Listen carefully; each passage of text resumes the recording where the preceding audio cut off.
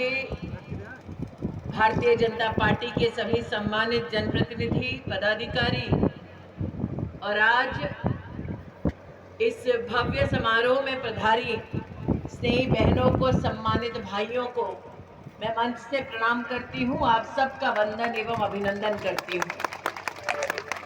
आज अपने उद्बोधन में भवानी जी ने स्मरण किया उस कालखंड का जब इसी क्षेत्र में एक जंग छिड़ी थी भारतीय जनता पार्टी के कर्मठ कार्यकर्ता और कांग्रेस के गुंडों के बीच, ताकि लोकतंत्र का हनन न हो और साल 2019 के चुनाव में जीत का बिगुल इसी क्षेत्र से जो बजा, जो हुंकार भरी गई, उसका परिणाम ये हुआ कि भारतीय जनता पार्टी का कमल का फूल इस पूरे क्षेत्र में खिला। भारत की राजनीति में भारतीय जनता पार्टी के समर्थकों ने, क्षेत्र के नागरिकों ने एक इतिहास रचा और कांग्रेस के राष्ट्रीय अध्यक्ष को इस क्षेत्र से हराकर भारत की राजनीतिक इतिहास में सुनहरे अक्षरों में अपना नाम दर्ज किया। आप भी जानते हैं, हम भी जानते हैं कि वायनाड का चुनाव खत्म हो चुका है। कल नामांकन की अंतिम तिथि है और बहुत ही जल्द गांधी परिवार के एक ऐसे युवराज जो प्रतीक्षा में है कि भारत की गद्दी कब वो छीने, ऐसे व्यक्ति अपना नामांकन भरने निश्चित रूप से अमेठी लोकसभा क्षेत्र आएंगे। राजा साहब, मैंने सुना है 5 वर्ष में एक बार दर्शन देने वाले ये सज्जन अपने कुछ लोगों से कह चुके हैं कि अगर हम नामांकन भरने आए तो झटपट भरवा लेना, क्योंकि हमारा मन अमेठी लोकसभा क्षेत्र में नहीं, हमारा तो पूरा समर्पण वायनाड में है।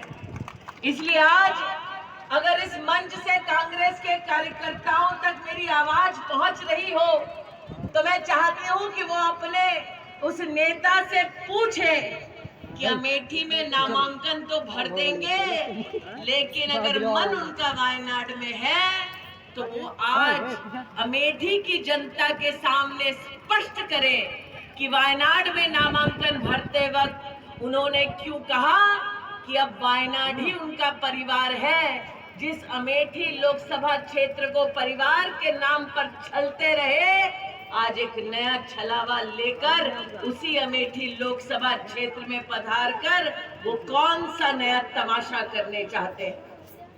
आज राजा साहब ने एक भयावह विषय हम सबके सम्मुख रखा।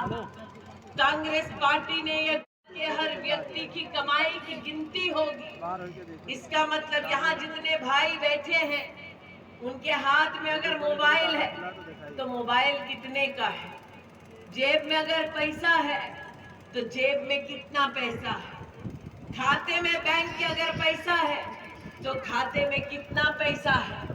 महिला अगर हाथ में कंगन पहनी है, नाक में नथ पहनी है, पाजेब पहनी है, पिछिया पहनी है, घर में कितना गोरू है, 2 पहिए का वाहन है, 4 पहिए का वाहन है, घर में कितने कमरे हैं, खेत कितना है, इस सब की गिनती कांग्रेस के नेता करने वाले हैं।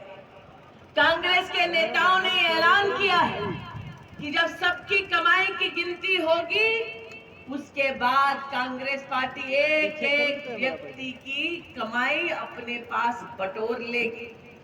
फिर कांग्रेस पार्टी ने ये ऐलान किया है कि एक बार कांग्रेस पार्टी सबकी कमाई बटोर लेगी, उसके बाद जिसको जी चाहे कांग्रेस पार्टी वो कमाई बांटेगी। राजा साहब, तिलोई विधानसभा की जनता इस बात की साक्षी है। आज तक कांग्रेस पार्टी ने इस पूरे क्षेत्र में गरीब को अठन्नी तक नहीं दी और लोगों का रुपये का सपना पूरे देश में दिखाते हैं।